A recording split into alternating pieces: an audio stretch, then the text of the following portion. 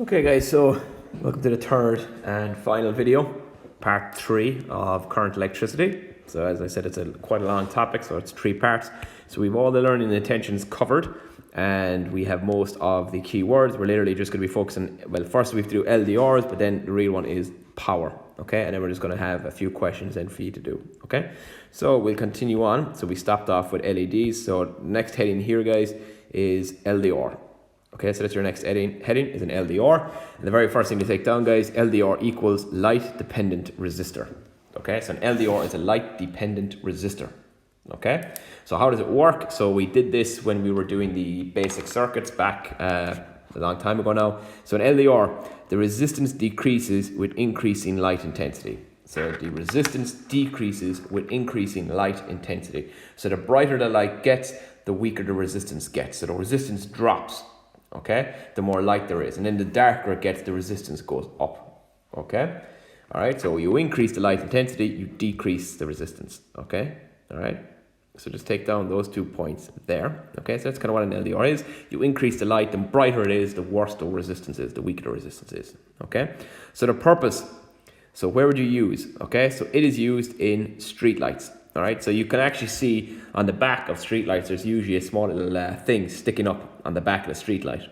Okay, and inside that is your circuitry, and inside that is your LDR. Okay, and your LDR then, of course, during the day the resistance is weak, so the current flows through the primary circuit. Then at night the resistance increases, and that forces the circuit to go through the secondary circuit, and the secondary circuit is the one with the bulb, and that lights up. Okay, that's kind of what I'm saying here. Okay, so take down the second point. The reduced current is detected by a second circuit, which in turn uses that information to turn on the street light. Okay, so it picks up that the current is now being decreased, and this forces the electricity through the second circuit, which turns on the light. Okay, so that's why the lights naturally turn on in their own time.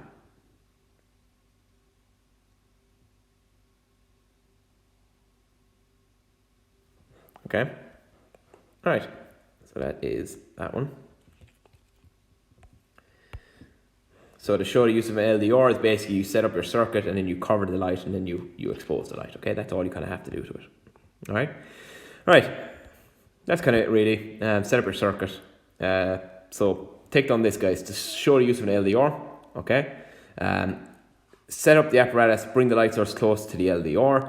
If we insert a buzzer into the circuit, the buzzer will start sounding. Okay, so that's all you have to do. So just say that's your heading there. To show the use of an LDR, draw in actually. Better drawing this diagram. This could actually get asked in an exam now that I think about it. I have to draw in this diagram here. Okay, draw in the diagram and then simply state, set it up and bring it to the light source and see what happens. That's it. Okay. Now a thermistor. Now a thermistor, again, we didn't get to use one of these because I didn't have one in the lab at the time, so we didn't get to use it. But a thermistor. All right. So a thermistor is a device that controls the amount of current in a system depending on the temperature. Okay, so take that down. It's a device that controls the amount of current in a system that depends on the temperature. All right, so basically it increases or decreases the resistance depending on the temperature. Okay, so where would we use something like this? Okay, well, where would you use it? You'd use it in your, it's basically heating systems. Okay, so where would you use this? So that's the question. So basically, heating systems.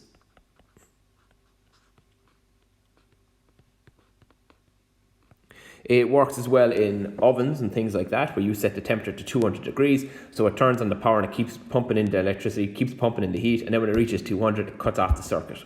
Okay, so that's what thermistors are. They're usually temperature control devices, heating systems and fire alarms and things like that. Okay, so you could have something where if the temperature gets too high, the thermistor will activate and send off the alarm. Okay, all right, so there's many of them. Okay, that's why you set a thermistor in your house to control the heating of the house. Okay, is you set the temperature you want it to, and then once the temperature reaches a certain amount, it'll turn off the power to the heating system, and thus the heating doesn't run all day. Okay, all right, so that's what a thermistor is. Okay, there won't be much asked in that really, guys. There on the next bit here, using the information we've learned so far, how would you design an experiment?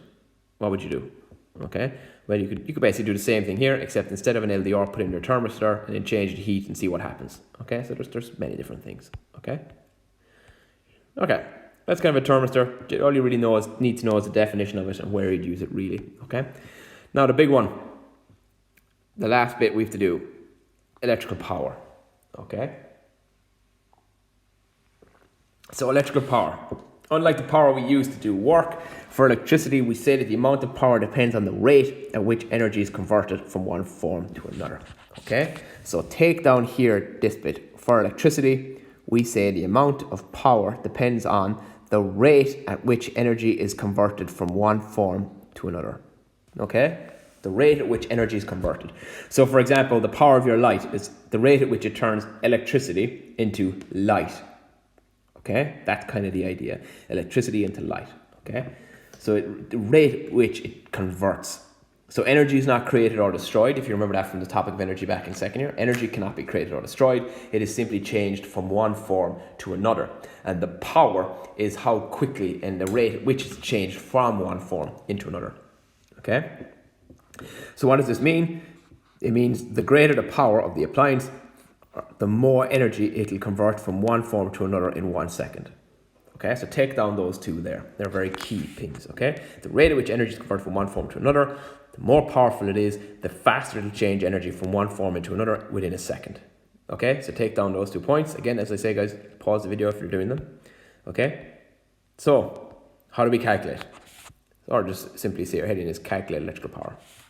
All right, so if the amount of power depends on the voltage and the current, then how can we formulate an equation to get power? Your equation is as follows, guys. So take down this. Power is voltage multiplied by current.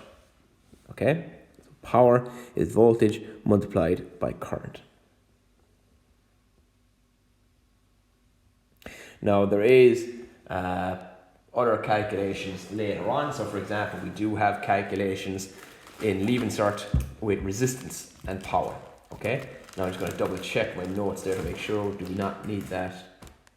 I think, no, we're okay. So I think, as far as I know, guys, for junior cert, we don't need to know the other one. So I think we're fine with this. Voltage equals, power equals voltage times current, okay? Which is volts times amps, okay? And the SI unit for power is the watt. All right, so take down that as well. Power is the watt. All right, so using the equation, we should be able to find the power of an appliance. So if you know the voltage and you know the current, you should be able to work out the power of it, okay? Right, so let's have a look at these questions here. All right, so what you need to do, guys, is write out the 3 questions and solve them. Okay, so write out the 3 questions and see can you work them out using the equation here. Okay, so a kettle is connected to a main supply of 100 volts and draws 12 amps of current. What is the power of the kettle? A heater has a power rating of 50 watts. If the heater is connected to a main supply of 200 volts, what is the size of the current? If a TV has a power rating of 10 amps and a power rating of 20 watts, what is the voltage? So try and see can you answer those. So write out the 3 questions and then put in your answers below. Okay? So pause the video and write them up and answer them. Okay. So we'll have a look at them. Question 1. All right. A kettle is connected to a main supply of 100 volts. So V equals 100 volts. Okay? Oops, I skipped the slide. And draws 12 amps of current. So current equals 12 amps.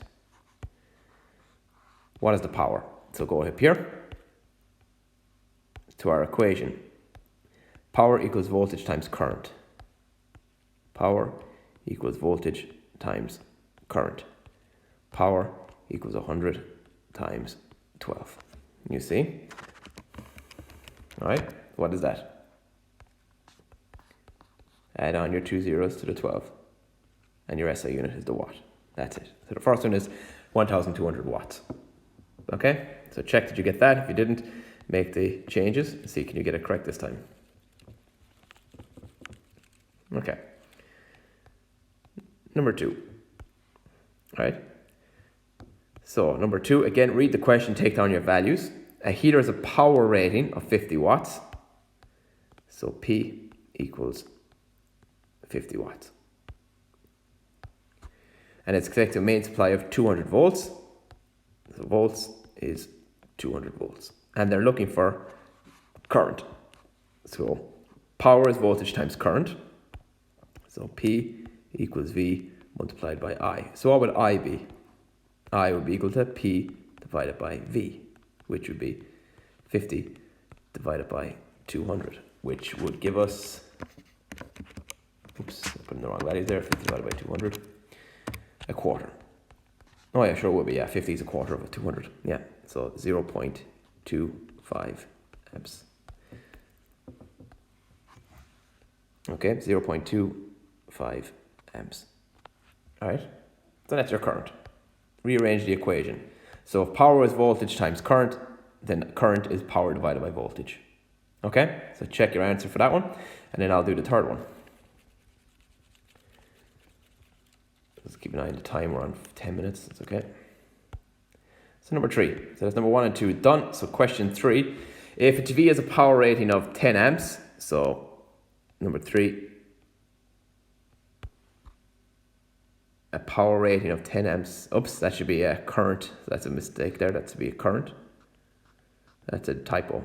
So it has a current of 10 amps because amps is current. So a current of 10 amps and a power rating of 20 watts. Power is 20 watts. What is the voltage? Well, okay, so again, PV times I. So what would voltage be? Voltage would be power divided by current, which would be 20 divided by 10. So our voltage is 2 volts. Okay, 2 volts. And that's it. There are your 3 equations. Just make sure you make the change there. It should be a current of 10, not power rating. You have to change that. Okay, so there you go. There are your 3 questions and your 3 answers.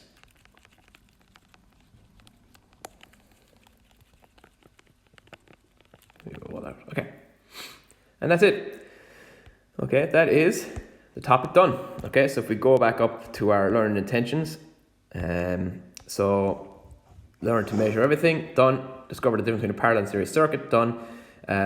Build all of these. You should be able to do that now and explain what Ohm's law is. You should know what a circuit is: electricity, power, conductor, insulator, voltage, current, resistance, LED, Ohm's law. So we've kind of covered all of them. The keywords and learning intention is now complete. Okay, so what we're going to do now is going to go through. So I have 1, 2, 3, 4. So I have 4 past exam paper questions. So we're going to look at them now and see can you answer them. Okay, so what you need to do, guys, is read the question, see can you answer, just challenge yourself, and then I'll go through the answers with you and try and talk through and explain them, okay, as best as I can. Okay, so first question up: components, example, bulbs in electrical circuits can be connected in series or parallel. It is noticed that when one headlight fails, the car in the second remains lighting. Question 1, state the way the headlights are connected and give a reason why you think this connection is used. So when one the headlight goes out, the other stays on. Number 2, all the bulbs go out in an old set of Christmas tree lights when one of the bulbs fails. In what way are the bulbs connected? And then number 3, explain why when one bulb blows, they all go out. So can you do that there now quick, thinking all the knowledge we have. So the first one, they can either be series or parallel. In the car, one goes and the other stay on. So what's the answer? The answer is, of course, they are connected in parallel. Okay? Why? Because if one blows, the other remains on. The Christmas tree lights, when one goes, they all go. Why? They are connected in series. Okay? They are connected in series. Now, the third question was, why is it that with number 2, if one goes, they all go? And your answer is simply because the circuit is broken. In a series circuit, if one goes, that breaks the circuit, so everything has to go out. Okay? So there are your 3 answers there. So that's your kind of exam paper question and your 3 answers. The second question. A student set up the circuit shown below to investigate the relationship between the potential difference in the voltage, the current and the resistance of a wire conductor. Gaps are left in the diagram in the places where the ammeter and voltmeter should be placed, the symbols for each device. Complete the circuit. So basically, where would you put the resistor? Or where would you put the voltage? Where would you put the ammeter? Sorry, not the voltage. Where would you put the ammeter? Where would you put the voltmeter? Okay, so this actually came up recently, I think last year actually. You put the ammeter in series and you put the voltmeter in parallel. Okay, so the voltmeter is always parallel, the ammeter is always in series. Okay, question 3, I'm just giving an eye on the time, so we're at 15 minutes, so I kind of want to wrap this up. So the circuit shown in the diagram was set up by a pupil. Component C gave out light. Okay, name the components B and C, and then give a function of component A and the function of B. So what is B and what is C? Well, if C gives out light, it must be an LED. And what do we connect to an LED to protect it? A resistor. So B is a resistor. Okay, so C is an LED and B is a resistor. So give one function of the component A and one function of the component B. Well, there's many. Okay, so here is all the answers. Okay, supply electricity. B controls, regulates the current, protects the LED, but the battery has many things. Create energy, create electricity, flow the electrons, whatever. Okay. All right, so the last question then. So the diagram shows a light-dependent resistor, an LDR, and the graph of the resistance of the LDR against the brightness of the light falling in it. Given everyday use of an LED, so street lights, very easy, okay? So number 1, describe an experiment to measure the resistance of an LDR in varying degrees, so describe it. Draw the circuit diagram of the experiment, and explain how you would vary the brightness of the light. Okay? So that was kind of that one day. That's actually common enough what they'd ask you in the new course. What they'd ask you is that kind of thing. Okay? So what would you say? Connect the LDR to a multimeter, set up the resistance, note the reading changes. You'd have it something like this, and you change the light, move the light source closer and further away. And that's it. Okay, so that's the end of it. That is part 3 of current electricity. If you have any questions, guys, please do ask, leave below or put it on the Teams page. Okay?